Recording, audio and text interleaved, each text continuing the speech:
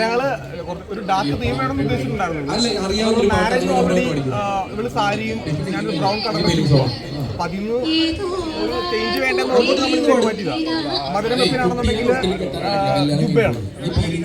എന്തെങ്കിലും മാറ്റാൻ പറ്റുന്ന കുറച്ച് വെസ്റ്റേൺ പിടിച്ചതേ ഉള്ളൂ.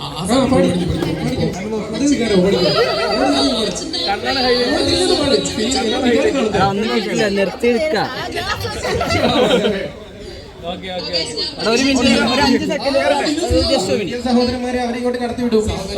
നിങ്ങൾ 4 പേര് അവിടെ നിൽക്കുന്നില്ല, പിന്നെ ഞങ്ങൾ എങ്ങനെ കയറും?